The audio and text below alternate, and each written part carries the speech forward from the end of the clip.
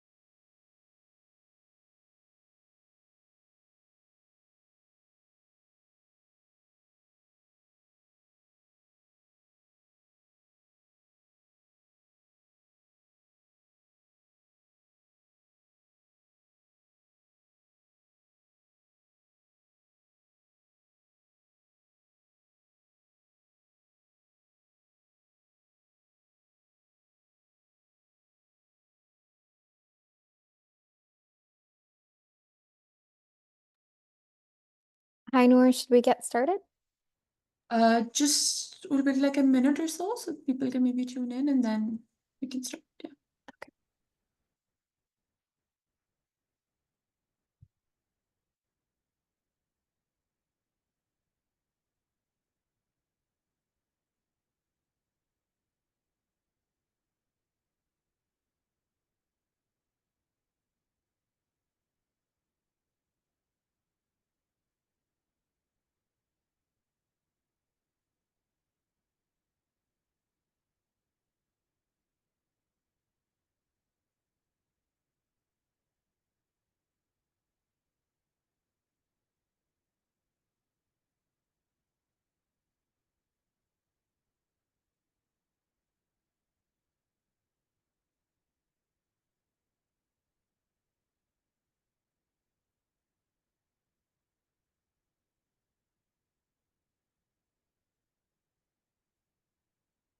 We'll wait a couple of minutes. We'll wait for the azan to end and then we'll start.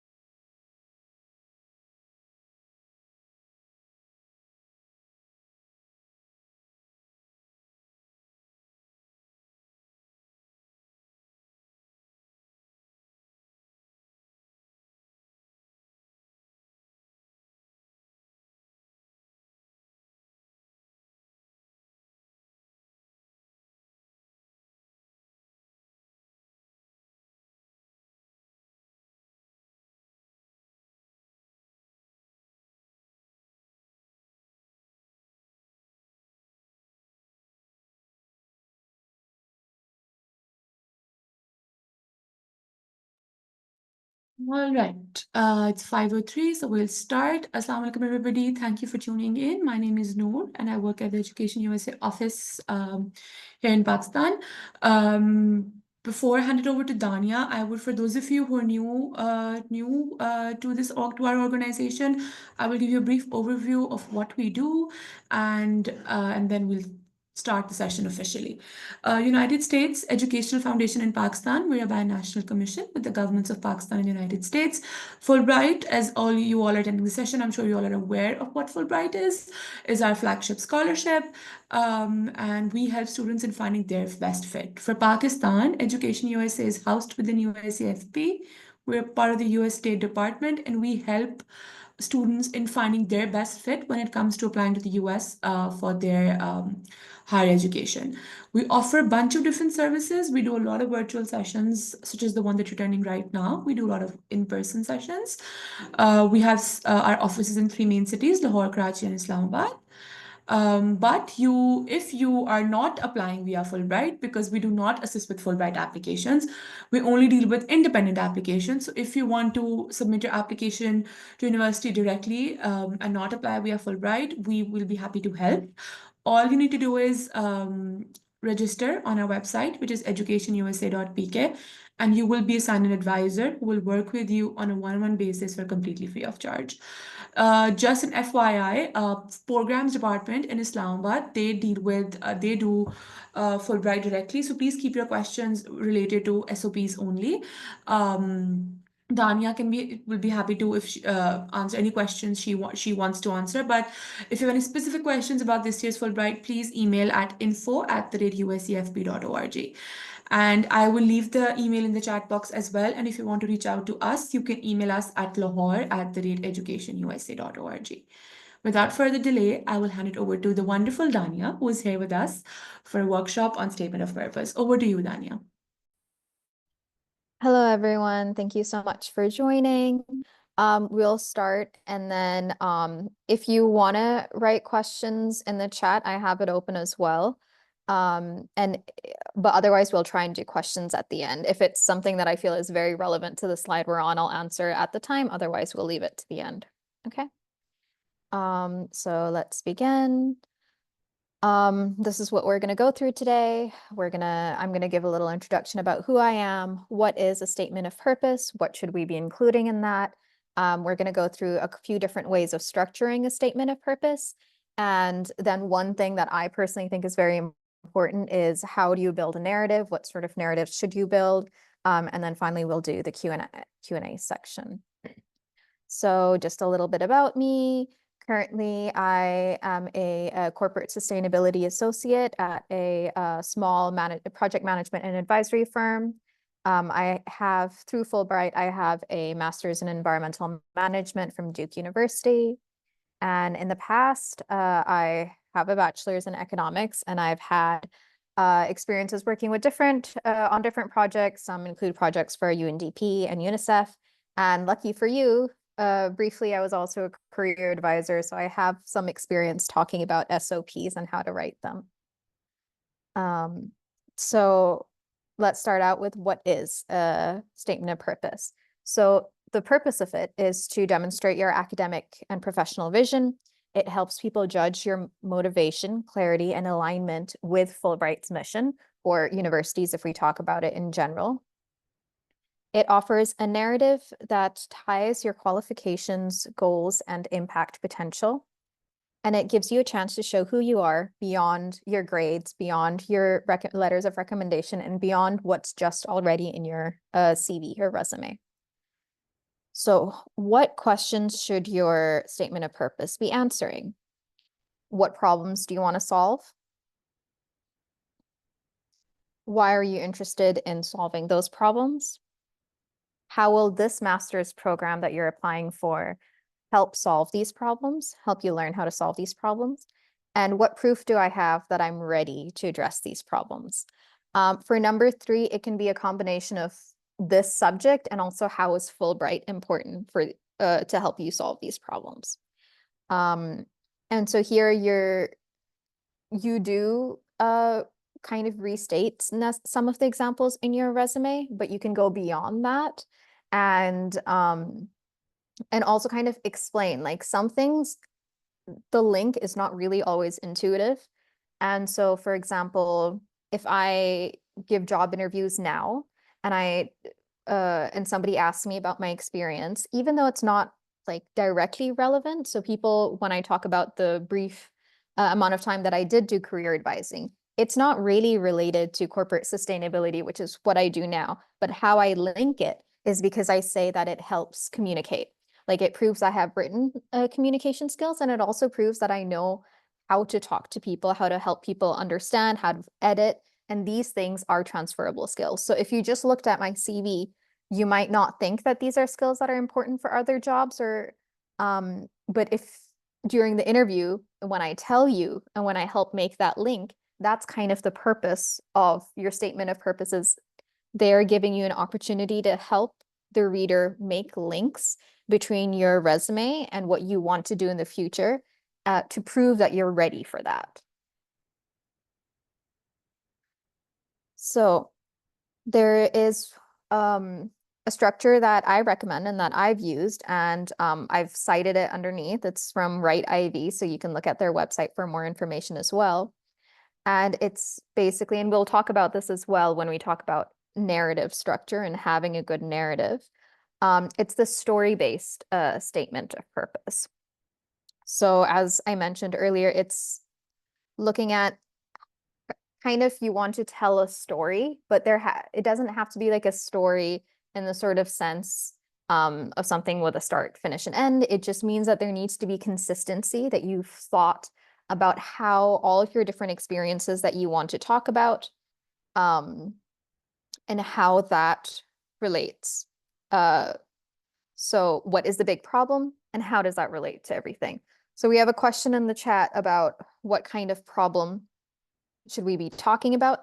So it's whatever problem your degree is going to help you answer, right? So the particular degree that you're looking at, since it's Fulbright, and Fulbright has the goal of Fulbright is to have a more robust, like, Pakistan, and make sure that Fulbright helps bring that knowledge back to Pakistan. So I would normally say that it's best that it's a problem that is in Pakistan that you're trying to solve. I think that matches with what Fulbright is intending to do. So that's what I would recommend.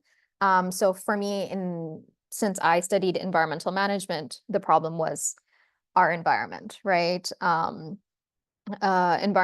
study specifically environmental economics and policy. So I raised those sort of problems, and I discussed those. And actually, I've included one of my essays as well in this presentation. So you'll be able to see exactly how I've done that.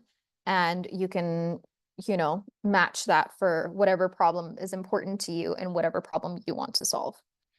So in this case, number 2 doesn't really apply to when you're applying to Fulbright. But yeah, everything else is consistent with what I've already said. There are a couple other ways of structuring a SOP. I personally think these are less effective, but this is the way other people do it. And so one is just directly just telling the story, and a little bit more chronologically. This is a little bit less effective because it doesn't show the reader right away, like, the important parts, right? So I think it's important to, like, right away kind of draw the reader in, and I don't think necessarily this is the best way to do that. And then the other one is statement of objectives, looking more at, these are the things I want to achieve, and this is the path I want to go to take it.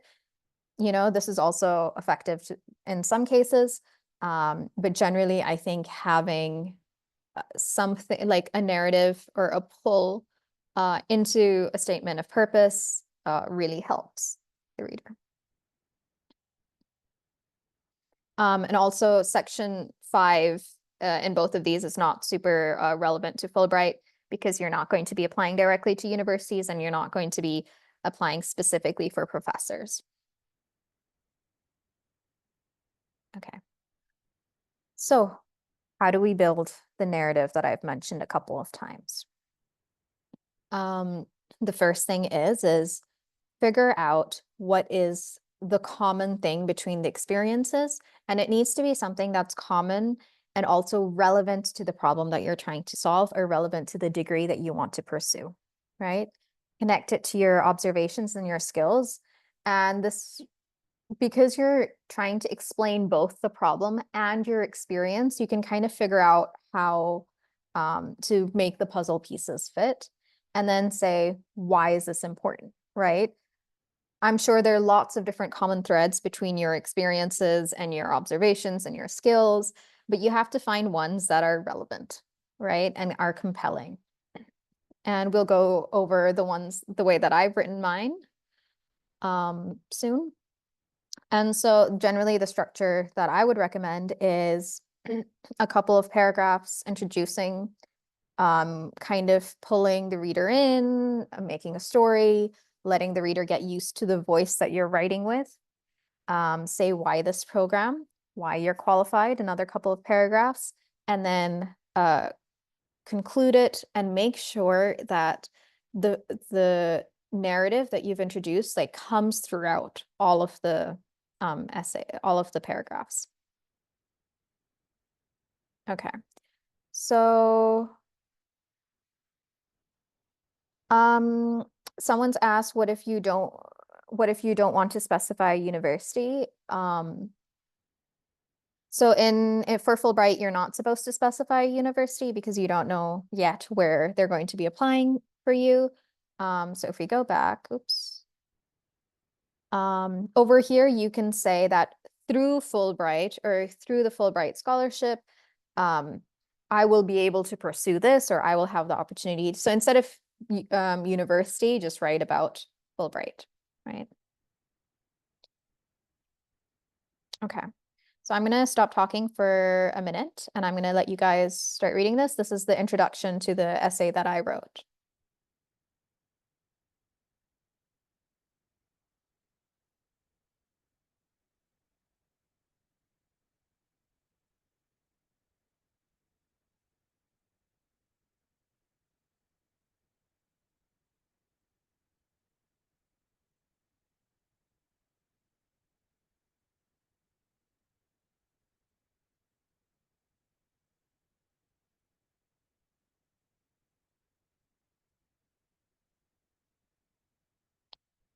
Okay, so in the comments, can we say what function do you feel like this essay, this paragraph served?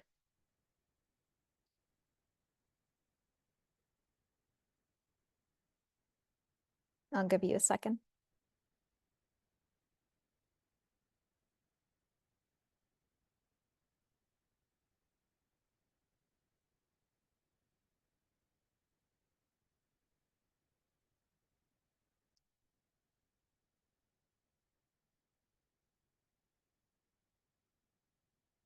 I don't see a solution in the paragraph. Do we see a solution? I mean, I guess I kind of mentioned solution. Yes.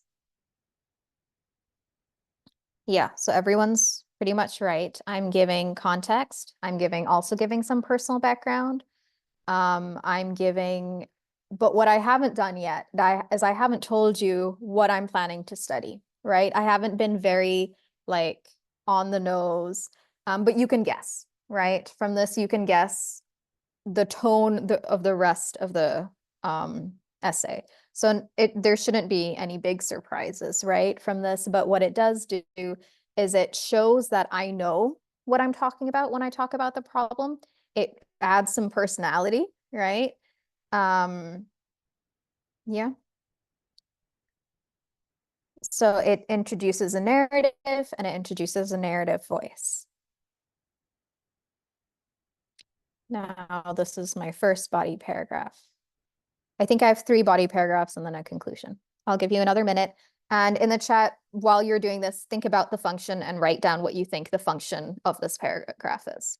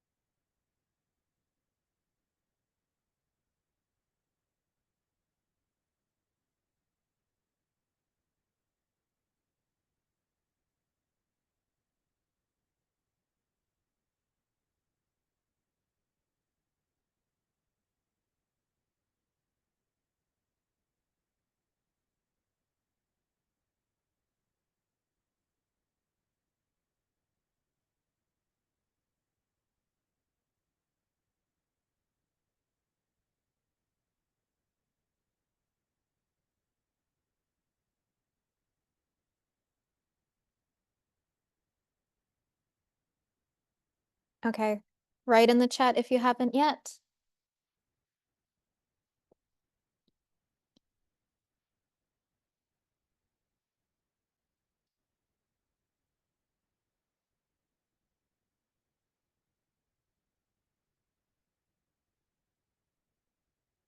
Yeah. So this paragraph serves multiple functions as well again. Um, I'm now not only showing that I know generally what I'm talking about, I'm listing specific examples, right? I'm still adding to the narrative because I tell you a little bit of a story. I use a quotation mark. That's still drawing the reader in. And then I use I quote a statistic, which is good. Sometimes that can be a little challenging, especially given limited word count. So you have to try and, find something that really like has to add value. So don't just do any of these things for the sake of doing it. Do it if it adds value because you're working with a very limited word count often. Um, yeah, and so with this, yeah, I've hit all those points and yeah. So I've shown that I have firsthand, but then I also, through the statistic, I show that I've also done research on this, right? So it develops the problem. It shows I know what I'm talking about, right? Now let's do it again with the next paragraph.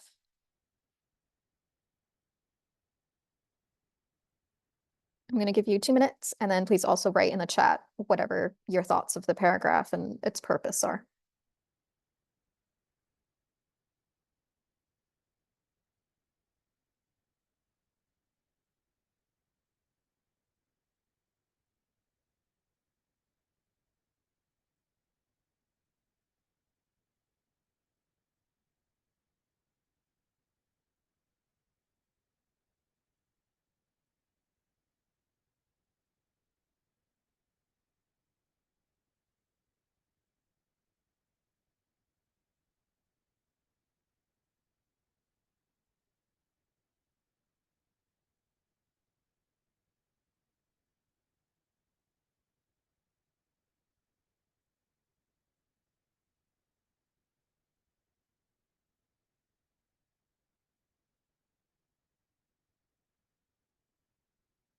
Okay, let's share our thoughts in the comments now.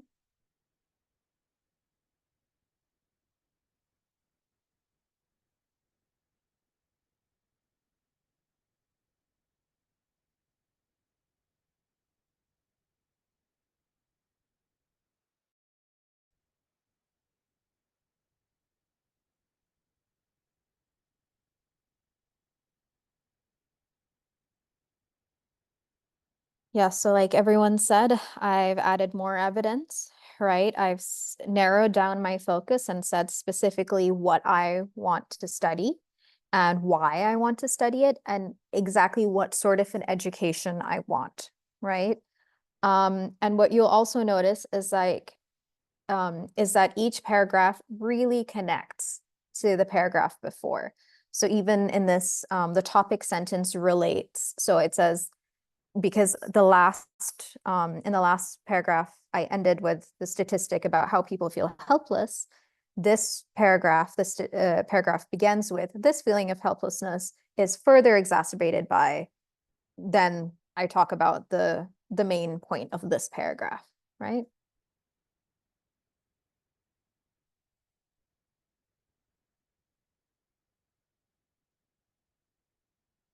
Okay. So yeah, so this is what solution am I offering? Now I've established the problem. What is the solution? And for me, I'm saying that the solution to this is I need to go out and learn the solution and I need a particular type of master's degree and Fulbright is going to help me get that, right? I think this is the last body paragraph. I've taken some things out of this one for uh, just because I didn't want to share everything. But if you really want to know, it's all on my LinkedIn. Okay. So we'll go through this. I'll stop talking for 2 minutes and then please write your thoughts in the chat.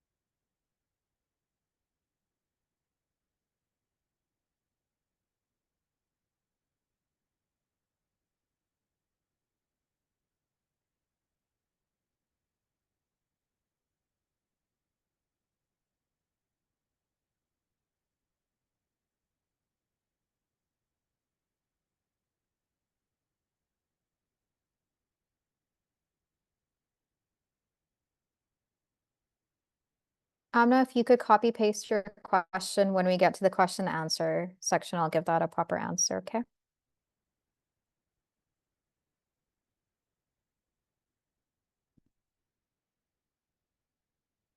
Okay, guys, put your thoughts in the chat, please.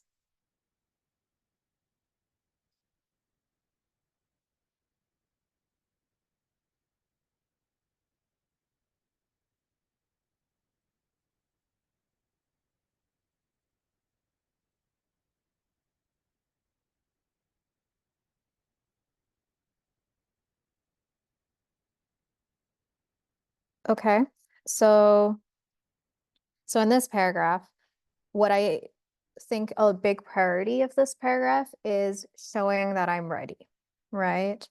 So earlier we talked about you need to show that you're ready to now be pursuing this degree. And so in this, I talk about what I've already done that's relevant, and how those apply to the degree that I want to pursue. Yeah, that's the main function. Yeah. And now finally we get to the conclusion. It's a short 5-paragraph essay. So let's just read the conclusion and then we can talk about it as a whole. We can go back if anyone wants me to go back. And then we can talk about general questions.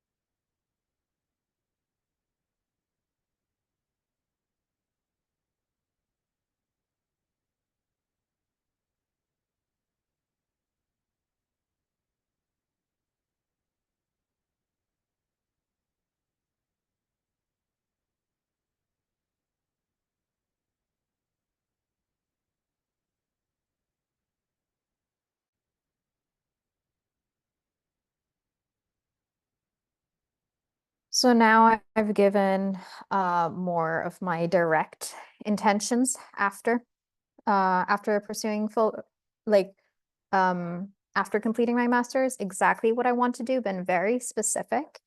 And actually this is kind of the advice that I was given from my mentors, like not to be specific, but the things that I've written here, right?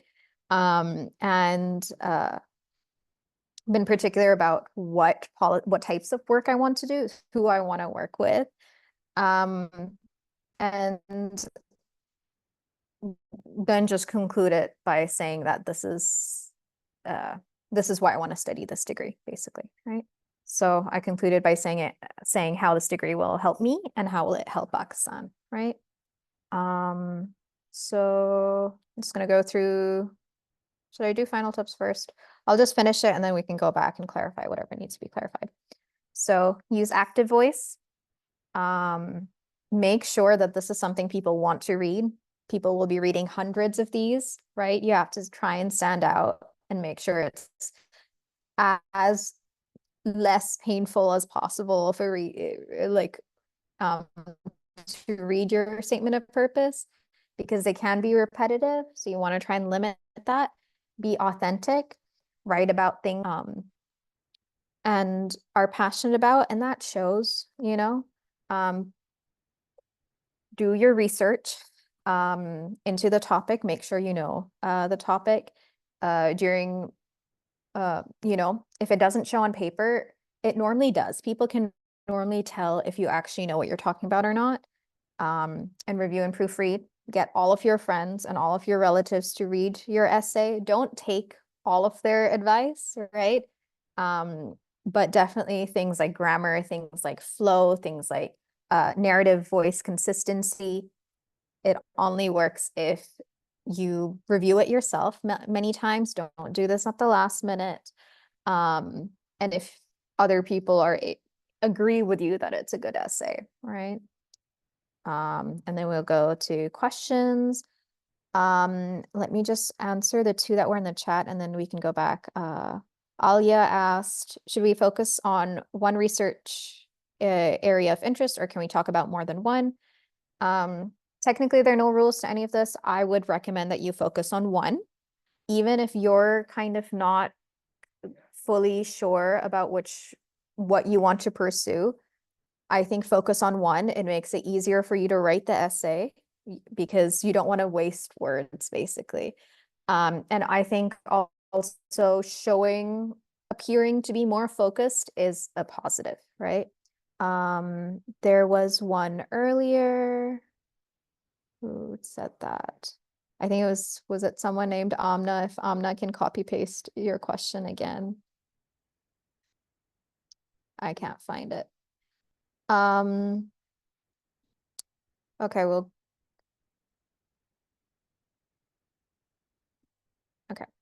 go back to the first one. Everyone keep in mind that there's not going to be much point in make sure when you write it that it is your own and it's not similar to mine, considering I've now shared this with over, I think there are like 65, 70 people in the chat. And so, you know, Fulbright's seen this already. Okay, did we have any questions about the first paragraph?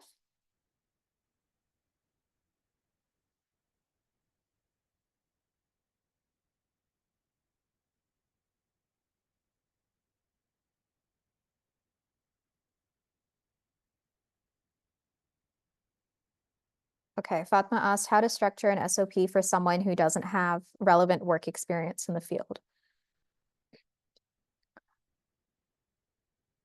So instead of relevant, so you'll need to find a way to spin the work experience that you do have and make that seem relevant. So earlier, how I talked about how even though the sort of work that I do is different from the sort of work that I have done in the past, like when I talked about my career advisor section, it's very relevant for stakeholder management now, right? So it's how you spin your previous experience and degree, and how you can use that to say that that's relevant for what you want to study, or you can say that about your degree, or you can say that I came across this thing and I didn't really know much about it, and now I want to study that. You don't have to have work experience. I only had 2 years of work experience. You don't have to have any work experience to apply to Fulbright. I would recommend that even if you don't have any full-time work experience and if you're still a student, that you do try and do relevant projects in your education, or you do try and do relevant internships, work part-time. The SMOG research that I mentioned I was doing that while I was a student. That was for a professor. So yeah, so you don't have to have work experience.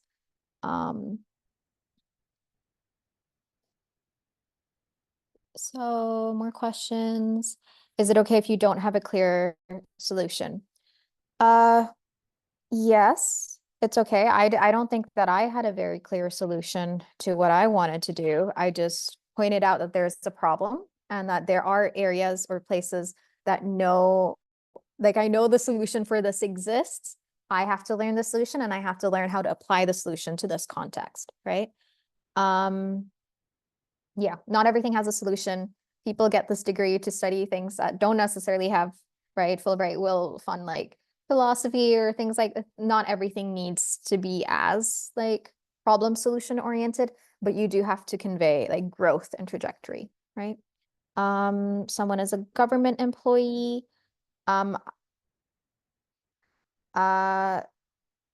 You can go for more general degrees for sure. I think what I want to say is that the title of your degree can be general. Yeah, policy and governance, sure.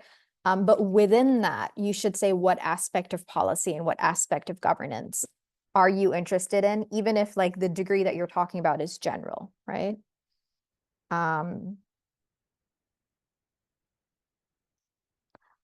You don't need to write your name anywhere in your SOP.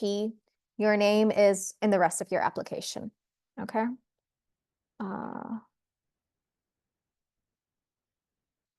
Um, so I've not received any professional guidance in my application cycles. If that's something you want, like I don't have experience in that, so I can't say whether that's helpful or not.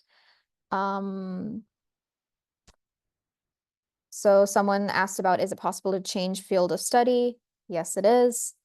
You just have to show it's a bit difficult because, you know, part of what I mentioned we have to talk about is show that you're 100% ready for this master's degree, or at least you have to show that you are ready for it. So I would recommend, you know, thinking about how to prove that for yourself if you're switching what you're currently in. What tips would you give to someone who's confused about the types of programs? For types of programs, you should talk to people. So I think just list down, this is what I did basically was when I was trying to figure out exactly what I wanted to study, I listed down any career that I've ever wanted and then tried to find people in those careers. And I made pros and cons lists for all of those. And I asked people who were in those careers what it was like. GRE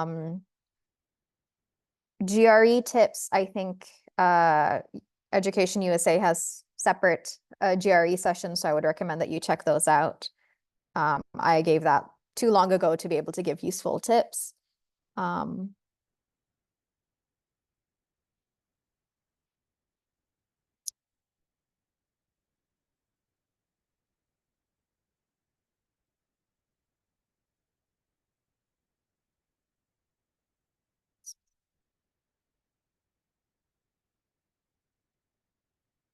For the person who asked about materials engineering, I think that that sounds relevant to green energy as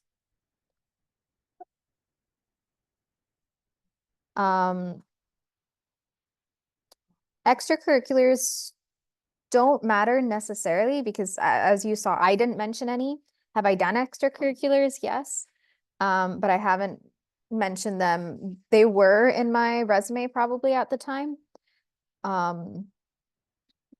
Yeah, I don't know how much extracurriculars matter. They will matter if it's something. So for example, if I was shifting in some of my extracurriculars where I was in the Feminist Society at LUMS.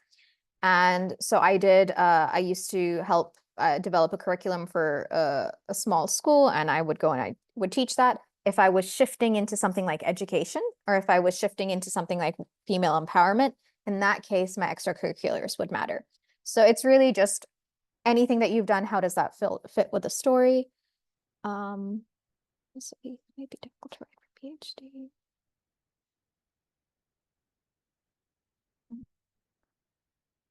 For the person asking about a PhD mathematics, can I share a structure for natural sciences? Honestly, I think it's the same structure. A big part of doing a PhD is having a question, right? And it doesn't like normally your question will change throughout your education. But you have to figure out why you want to study what you want to study and then try and develop a narrative based off of that. It will be different for sure, but generally the structure will be the same.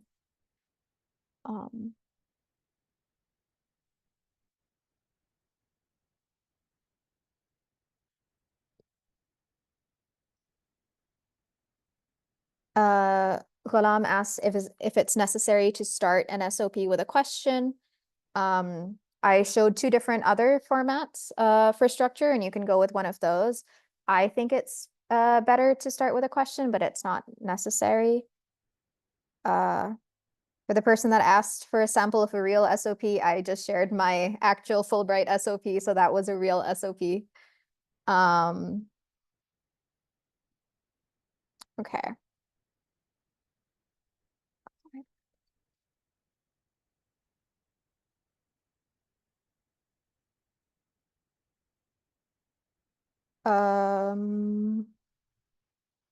Noor, do you want to help me field any questions there now? There are a lot. Yes. So I have I left a link to the Fulbright website. So any questions that you think are Fulbright specific, please reach out to the email address that I showed and to the website that I sent. The website has a lot of information that you guys are asking on these questions. So please look at that first, since obviously Dania cannot answer Fulbright specific questions. She can help you with the SOP. So let me look for some SOP specific questions. So this one says your SOP had a clear purpose that you want to pursue the degree and help your country. But let's say if I want to pursue a degree that cannot help the country in any such manner. So how do I manage to answer the degree is going to be how, like, they want to know how they're going to answer the part where they have to tell how the degree will benefit Pakistan. I mean, if it can't benefit Pakistan, then it can't. I don't think that there are probably too many degrees like that. Maybe if there's any like very particular like CS or techie things. But generally, then you need to answer why is it important to study this, right? Even if you can do it a little bit more abstractly, right? Um, yeah, so you can try and then focus more on why is it important to study this instead of why is it important to study this for Pakistan. But I wouldn't personally study something that has absolutely no relevance to Pakistan, because the condition for Fulbright is that you do return and work here for 2 years. So you don't want to be unemployed for those 2 years. I mean, maybe you do, but that is something that you need to consider. And if it's something that's completely, that field doesn't exist in Pakistan at all, maybe you should look at other ways of funding because you will have to come back, right? Yeah. Um, And then someone's asking that if they switch their careers to policymaking and development, but they only have work experience in a different career before they switched it, so how should they talk about that in their SOP? So you can talk about the specific skills you gained in your current existing career and how those can be applied to policy and development. For example, if you work in corporate, you can say that, these are the sort of things, let me think. So for corporate, you can say that corporate structures are generally a little bit more efficient. And so in terms of how processes are streamlined, and you want to bring that sort of efficiency into development. So kind of just figure out what is the value add that you've gained from your existing career and how can that apply to the field that you want to move into. So when quoting your experience internships, is it okay if they're not directly related to Pakistan, but developing countries, showing potential for international experience and impact as well? Sure. Yeah. That sounds like that's okay. As long as it is like, it doesn't have to be experience in Pakistan, but if you can relate it somehow, um, that would be good, but you don't have to. Like all of this is just, you know, situation by situation, what's appropriate for you. There isn't just one structure. Yeah. And then someone's asking, does the introduction has to be only about what we did in terms of studies, or it has to explain why we did what we did, like our point of view as well?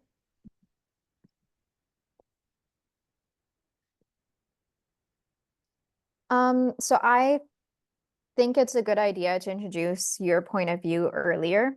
So for my example, I didn't explicitly say my point of view, but you kind of understood what my point of view was.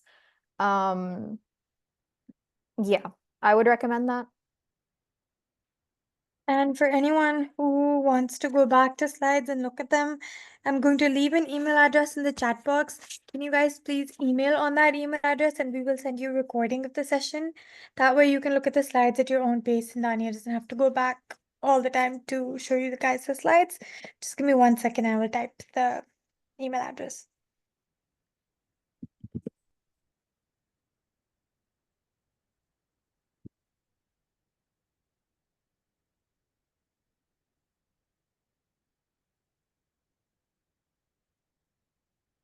Someone asked if it's okay to take the help of So I've typed in the ChatGPT. email address. It's lahore@rate educationusa.org. And please.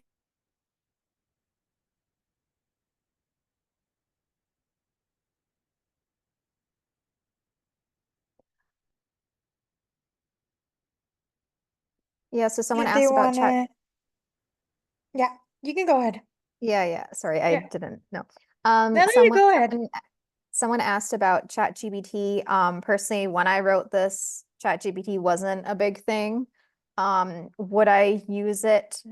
I use it sometimes in my professional career, but I would personally not recommend for this because with ChatGPT, you can kind of, it has a different voice. So when you read my essay, you can really hear my voice.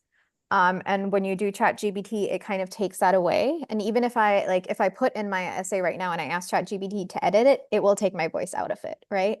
And so normally I can tell, like, I can have suspicions easily when someone's written it. And so I think in this case, because the whole point of it is to be individual and to be memorable, I wouldn't recommend it. I would recommend any like grammar editing like software like Grammarly or spell check and things like that. But personally, I don't think this is an appropriate use of ChatGPT. I don't know if Fulbright says there's like a complete ban on it or not. That would be a question for Fulbright Yeah. for USC. So we normally always discourage ChatGPT since a lot of universities and schools do consider it as plagiarism. So I Yeah. would also encourage students not to use ChatGPT. Maybe if you want to find a synonym or a similar word or maybe a better word or a meaning of a word, that's fine. But don't ask it to write it for you or Mhm. fix it for you. Yeah. You could also use it to like brainstorm, I think, structures, like different, like, you Yeah. know, Yeah. but other than that, no, write it yourself. I think it would be better.